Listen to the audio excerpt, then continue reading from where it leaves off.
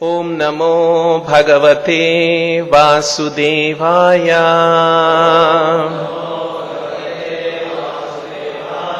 Reading from Srimad Bhagavatam, Canto 3, Chapter 15, text number 27.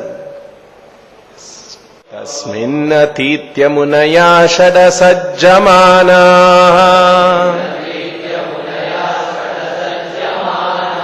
Kaksha samana vayasavata saptamaya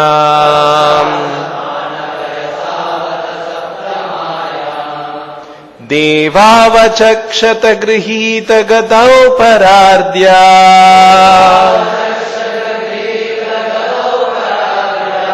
Keyura kundala kirita vitanka vesho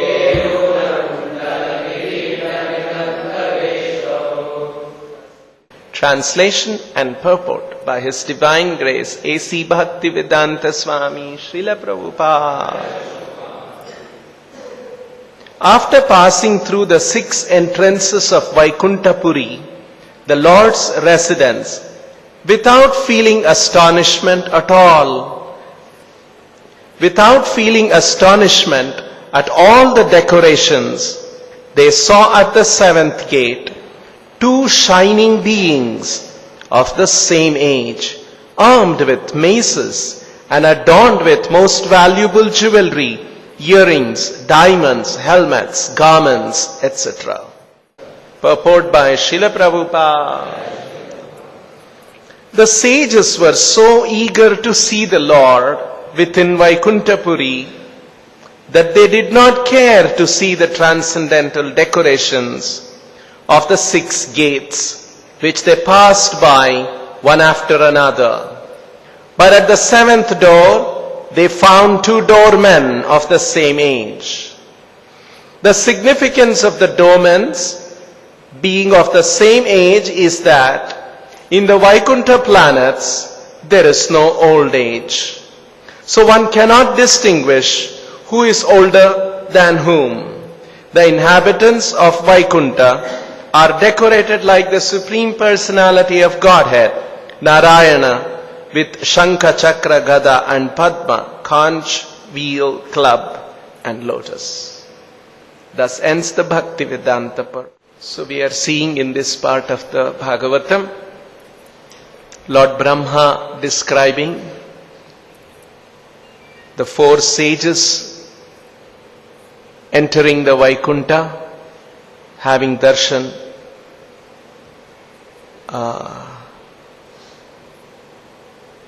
passing through the 6 gates, heading towards the Vaikuntha's 7th gate with an intent to see the Lord.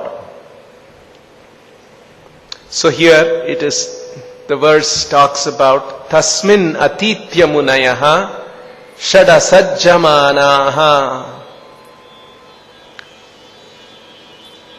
Kakshaha samana vayasav atha saptamayam Shad kakshaha 6 gates they passed. Atitya who munayaha tasmin in that Vaikuntha. Tasmin atitya munayaha Shadasajjamanaha kakshaha. And how did they pass through? Asajjamanaha. They were not attracted to any of the beautiful decorations that were present in the 6 gates that they passed through. So they were not attracted. Asajjamana. Didn't pay much attention to it. And then, Atha Saptamayam, at the 7th gate, Samana Vayasav Devav Achakshata.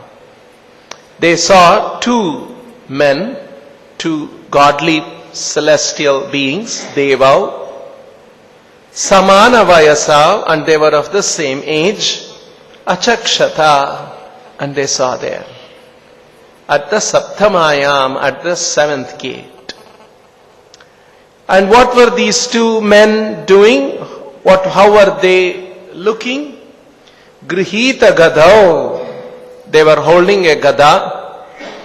Paradhya Keyura, Kundala Kirita.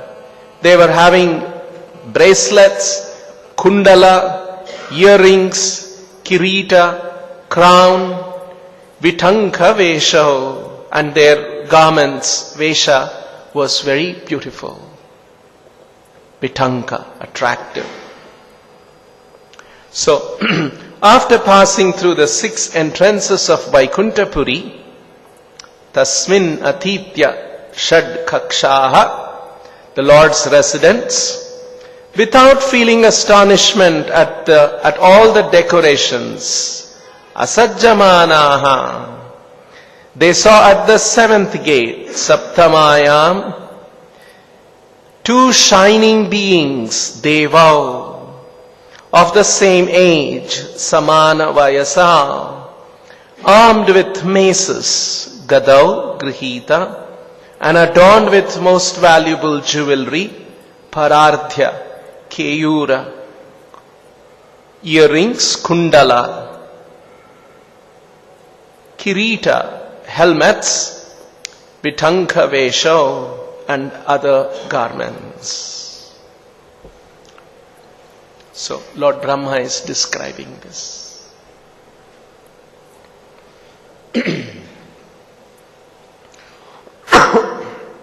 Some very interesting things we see in the way Srila Prabhupada writes the purports and explains in the purports.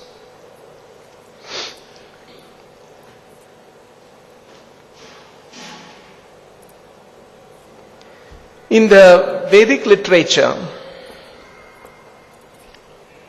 there is a certain information. And there is information and also there is a certain spirit of that information or that knowledge.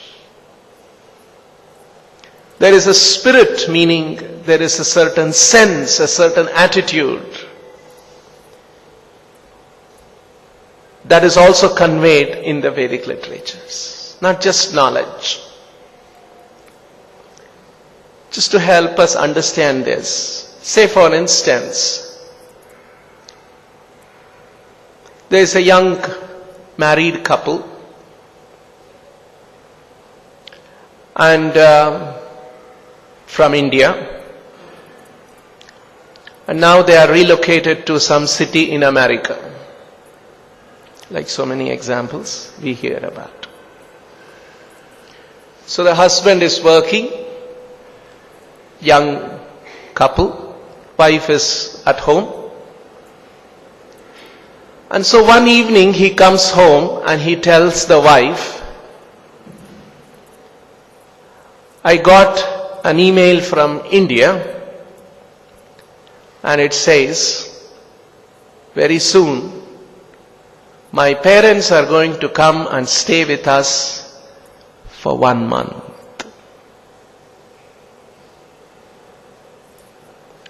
So now let's see what's going on in the mind of the young wife. Oh, in-laws are coming. We have to be careful. Some kind of a fear, some kind of a respect. Oh, should take care of them, and so on. Right?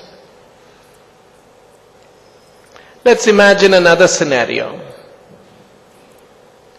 One evening, the husband comes home and tells the wife, I got an email from India. Your parents are going to come and stay very soon for 1 month with us. What does that information create in the mind of the wife? Excitement. Oh, great. Very happy. And so on. So there is information and there is a certain spirit that information conveys or creates, an atmosphere it creates. In the same way, there is the Vedic literature, there is Vedic information. It brings some information and also brings a certain information about the sense, about the mood, about the spirit. Generally, the spirit is something which is actually the sense, but usually unstated. And that's why the acharyas have to explain that. And Srila Prabhupada does that. Let's take an example of a few statements of what Prabhupada says about the spirit of the Vedic knowledge or the spirit of the Bhagavad Gita. There is a certain spirit in the Gita, in the Vedic knowledge. And what happens and how it is important to understand and how it is in the parampara that we can understand this spirit as explained by the acharyas. So Prabhupada writes in a purport in the Bhagavatam, 2nd canto, 2nd chapter, 27th verse purport.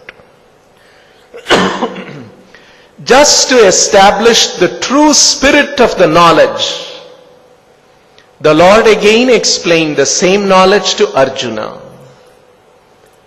Bhagavad Gita, as it was understood by Arjuna, is also explained. But there are many foolish men who do not follow in the footsteps of Arjuna in understanding the spirit of Bhagavad Gita. So there is a true spirit of the knowledge. Just to establish the true spirit of the knowledge, the Lord again explained the same knowledge to Arjuna. And that true spirit of the knowledge, Arjuna understood that. So Bhagavad Gita, as it was understood by Arjuna, is also explained in the Gita. But there are many foolish men who do not follow in the footsteps of Arjuna in understanding the spirit of Bhagavad Gita. One has to follow in the footsteps of Arjuna in order to understand that spirit of the Bhagavad Gita. So, there is this knowledge and there is also a true spirit of the knowledge, and that is conveyed and explained by the acharyas, by the Lord himself. And hence it was lost. If that true spirit is lost, yoga nashtaha, it is considered that the knowledge is lost. So let's try to understand more. Prabhupada explains in another place, in the Rajavidya book. In order to understand Bhagavad Gita, we have to accept the principle of disciplic succession. Parampara. Prabhupada has said, there is a principle of disciplic succession. In order to understand Bhagavad Gita, we have to accept the principle of disciplic succession, parampara. We must enter into the spirit of Bhagavad Gita and not approach it simply from the viewpoint of erudition. Erudition means scholarship. So, one can have a scholarly understanding of Bhagavad Gita, but one may miss out the spirit of Bhagavad Gita. So, one must enter into the spirit of Bhagavad Gita and not approach it simply from the viewpoint of erudition.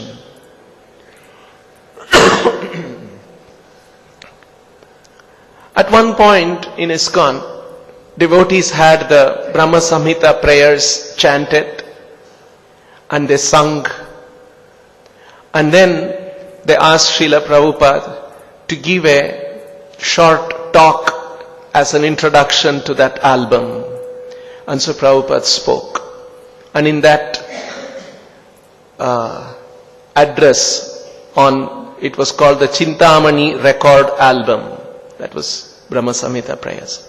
So Prabhupada said in that introduction, the audience, the hearers of this record, are requested to study and try to enter into the spirit of this hymn with great care and attention as a regular daily function.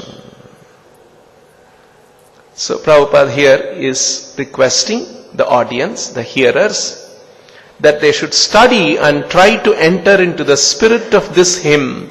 The hymn, it's referring to Brahma Samhita hymns. Actually, there is a reason why Prabhupada said this in the Chintamani album. In the Brahma Samhita that Bhaktisiddhanta Saraswati Thakur commented on, purports, he wrote, Bhaktisiddhanta Saraswati Thakur also talks about it. He writes, Srimad Mahaprabhu has taught this hymn to his favorite disciples in as much as it fully contains all the transcendental truths regarding the Vaishnava philosophy. He is again referring to Brahma Samhita, how it is such an important hymn. Chaitanya Mahaprabhu taught this to his favorite disciples. He taught this to Rupa, Sanatana, the Goswamis and many other occasions. So Srimad Mahaprabhu has taught this hymn to his favorite disciples in as much as it fully contains all the transcendental truths regarding the Vaishnava philosophy. Readers are requested to study and try to enter into the spirit of this hymn with great care and attention as a regular daily function. That same statement Srila Prabhupada took. We know Srila Bhaktivedanta Thakur was the pioneer of taking Krishna consciousness to the Western world. He wrote a short essay, not very short, maybe about 40-50 pages of essay, and that was titled Life and Precepts of Sri Chaitanya Mahaprabhu. It was in English, he got it printed, and he sent that to many Western universities. And in the year in which he sent that same year, Srila Prabhupada was born. And Prabhupada always considered that as an auspicious indication. So in the essay has two parts. One is the life of Chaitanya, and the second part is the precepts of Chaitanya. At some point, Srila Prabhupada's disciples found this book in American University. And they made a copy of that and showed it to Srila Prabhupada, and Prabhupada was very happy to see that. And he said, have this published in the Back to Godhead magazine. That's how it appeared in the Back to Godhead magazine in over 2 issues. Or maybe more than 2 issues. So in the second precepts part, Bhaktivedanta Thakur comments on this spirit of the Vedic knowledge in this way. Chaitanya pressed on his disciples to enter into the spirit of the Shastras without confinement to the words themselves. So Shastras have some words, but Chaitanya Mahaprabhu pressed on his disciples. So he wanted his disciples to enter into the spirit of the Shastra without confinement to the words themselves. Don't be confined only to the words and the meanings, but there is a certain spirit. We must enter into that. We must feel that spirit. So, like this we see Srila Prabhupada and his Guru and even and Bhaktivedanta Thakur, all the Acharyas, talking about the Vedic literature and a certain spirit in the Vedic literature. Now, Srila Prabhupada often points out this spirit in the Vedic literatures, like he is doing in the purport of today's verse also. Now, one spirit, there are many places that Prabhupada does this, and we see the spirit of the Vedic literatures explained by Srila Prabhupada in multiple ways. One of the ways that Prabhupada points out on how to approach the Vedic knowledge. What should be our mood? What should be the spirit? What should be the sense by which we approach? There is one interesting word that Prabhupada often pointed out. That's there in the Bhagavatam, that's there in the Gita, that's there in many places. And this word is considered by Srila Prabhupada as indicative of that spirit that we should all be aware of. What is that word? That word is Shushrushu. Let me read this text. Prabhupada is writing this in the purport of the Bhagavatam, first canto. The proper method for receiving this transcendental message is to hear it submissively. A challenging attitude cannot help one realize this transcendental message of the Bhagavatam. One particular word is used herein for proper guidance. Prabhupada is referring to a word used in the Bhagavatam verse, and Prabhupada is saying this particular word is used herein for proper guidance, so that it guides us. The word is Shushrushu. One must be anxious to hear this transcendental message. The desire to sincerely hear is the first qualification. The word Shushrushu means that being anxious to hear that. So, not that we read Vedic literatures as a matter of duty or as a matter of routine. You know what to do, we have nothing else we have to do, we are in this kind of a life and okay, we'll do it. No.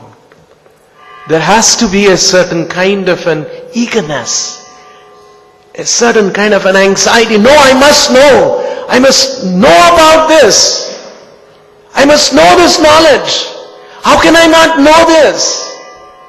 This truth, what is the truth? That anxiety, that eagerness to know the truth should be there.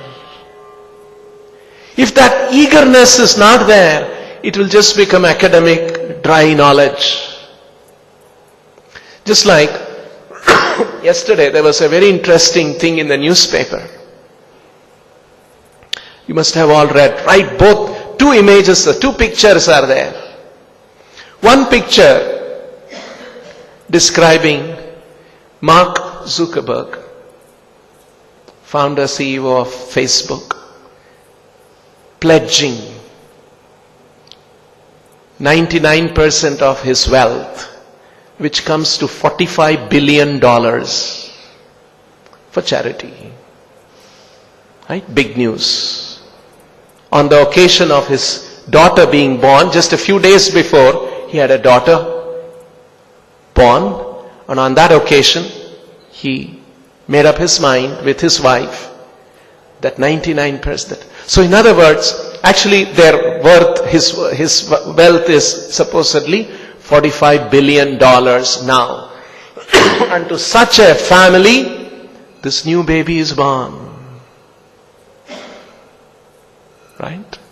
Rich, well-to-do, in America, famous family. Right a few inches away, there's another picture of another baby just born a few days ago in Chennai, in a government hospital which got flooded, and they told, please vacate the hospital and go home. So she had her father, an aged man, bundle up the baby, and the father is holding the bundle in his hand, and she, newly just become a mother, she's holding an umbrella for the father and the child, and wading through hip-deep water in the streets, watching for traffic, and carrying the baby and going. Just see the contrast. One baby is born in such a family, another baby is born in a family of $45 billion wealth. Just next to each other. When we see that, shouldn't it strike us, why is this happening? What's going on in this world? Some babies are born to such fabulous wealth, and some babies are born to such striking misfortune. What's the reason? Is there an understanding? Can we have an understanding about it? Actually, the sages in our country, the acharyas, saw these kind of discrepancies and all kinds of things that happen in this world, has been happening, has happened in the past, is happening now, will continue to happen. They saw these things and they wanted to know what is going on here. We must crack this. I can't live in ignorance, not knowing why this is so. Let me know what this is. And the Vedic literatures provided the answer, and with great earnestness, great eagerness, they wanted to know this. That should be the spirit of our approach to Vedic knowledge as conveyed by the word Shushrushu. One must be anxious to hear this transcendental message. I can't call myself a human being and not know these things. Why this is so? In fact, there is a very nice word Prabhupada uses. Just like we say common sense. Hey, you don't have common sense, you don't know these things. Prabhupada says in the same way, there is something called a human sense. If you don't know why these things are there, and you are not mindful about it, you don't bother about it, then you don't have the human sense. Just like animals. Animals say so many things, they don't bother. They just go on living. Birth, death, old age, they see, just go on. We have also become like that? No, we are not supposed to be like that. We must have that human sense. What's going on here? Death, old age, poverty, richness, someone so rich, someone so poor. Why all this is happening? I must know what the reason is. Science cannot provide this answer. You can't say by luck. It's a very shallow, unintelligent answer to say, by luck, somebody is born there, somebody is born here. That's not satisfying intellectually. There should be something much more rigorous and deeper than that. Vedic literatures provide that. And those who had that spirit to know, they were actually the Brahmanas. Brahmana means, in one purport, Prabhupada says, there is a class of people in a society who are very intelligent, and they are known as Brahmanas. That's the definition of a Brahmana. Brahmana means who is so intelligent, not able to reconcile, seeing all these things, can't just take it for granted and go on with life. He's ready to set aside everything. I want to know what the truth is. That drive makes a Brahmana a Brahmana. That should be the drive. That's the import of the word Shushrushu, anxious. Prabhupada says in another way, in teachings of Lord Chaitanya, very similar thing, commenting on the same word, because this is the word from the Bhagavatam. So in this passage, Prabhupada says, the transcendental message is received through the ears by the method of submissive hearing. A challenging attitude cannot help one receive or realize the transcendental message. Therefore, in the second verse of the Srimad Bhagavatam, Sadhya Hrudhya Varudhyate Shushrushuvis Tatkshanat Vedyam Vastavamatra Vastu Shivadam Tapatrayon Unmoolanam Srimad Bhagavatam Mahamuni Krute Kimva Parairishvaraha Sadhya Hrudhya Varudhyate. Bhagavatam is giving a very big promise. Very quickly. Sadhya Hrudhya Varudhyate. In your heart, Krishna will be established. Vedyam Vastavamatra Vastu Shivadam. You will be able to understand the truth. Vedyam Vastava Vastu. The actual truth of this world. Vedyam vastavamatra vastu shivadam. And knowing this is shivadam, brings auspiciousness. Shivada. Shiva means auspicious. Shivadam means brings auspiciousness. And sadhya avarudhyate, sadhya hrudya avarudhyate, shushrushu tatskana. Tatkshana, very quickly this will come about, provided shushrushu bihi. We approach this knowledge with a certain amount of sense of anxiety. And that's what Prabhupada is saying. A challenging attitude cannot help one receive or realize the transcendental message. Therefore, in the second verse of the Srimad Bhagavatam, the word shushrushu is used. The word indicates that one should be eager to hear the transcendental message. The desire to hear with interest is the primary qualification for assimilating transcendental knowledge. We can assimilate this knowledge when we have that eagerness. That's the spirit. What is the spirit of approaching this knowledge? Srila Prabhupada is explaining that.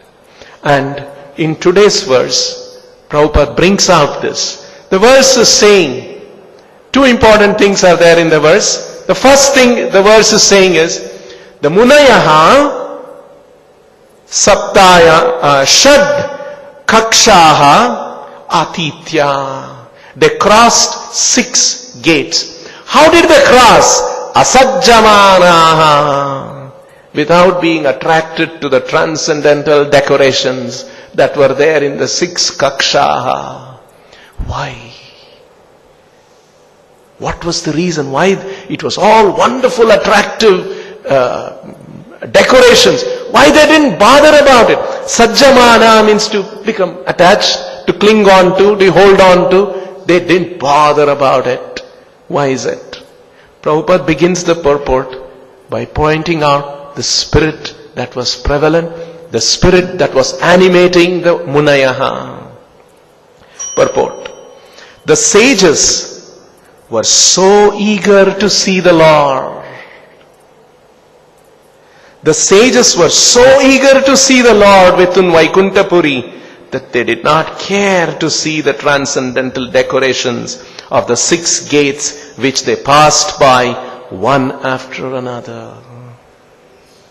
And that's eagerness to see the Lord. I must know the truth.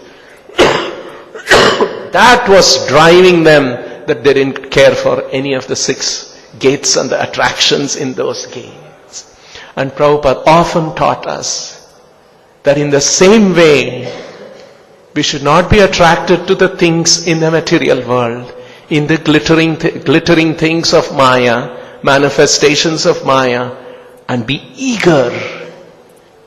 Our eagerness, another thing that always Prabhupada says, it is not just a sentiment.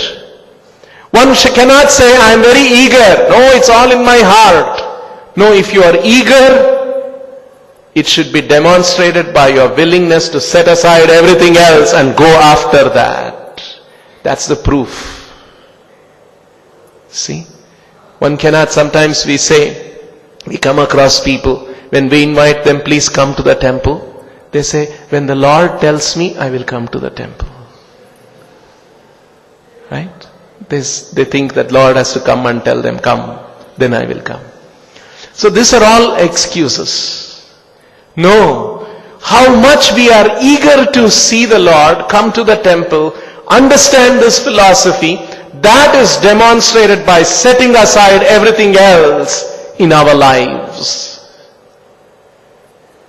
And Srila Prabhupada created this entire institution for doing this, so that we can set aside all other pursuits in life and take up the pursuit of understanding this transcendental knowledge. Krishna, one last point. Krishna conveys the similar thing, how to approach transcendental knowledge, in the 4th chapter of the Gita also. This verse, okay, before that. This word shushrushu, which indicates that eagerness. In fact, Krishna says in the Gita, towards the end, it is the lack of eagerness that, if you see there is a lack of eagerness, Krishna says, don't explain Bhagavad Gita to that person. After telling the Sarva Dharman verse, Krishna says, Idam te na tapaskaya, na bhaktaya kadachana, na chashushrushrave vachyam, na chamam yobhyasuyati. Krishna has said 4 things. If you see these 4 things in a person, na vachyam, don't describe, don't share this knowledge of Bhagavad Gita with such a person. Who are they? Na tapaskaya, atapaskaya, who is not austere. Na abhaktaya, who is not a devotee. Na ashushrushuve, shushrushu, ashrushrushu, who is not eager to know these things. One who does not have an eagerness. Because this eagerness is so essential, because for bhakti, you have to trigger the free will of the living entity. That free will is triggered, the demonstration or the proof that you have triggered the free will is that you are eager and anxious to know what is this knowledge all about. That's why the shushrushu is a very important quality. If someone does not have ashushrushu, na vachyam. Vachyam na chamam yo abhyasuyati. And the 4th is one who is envious of me. Krishna says, don't describe this.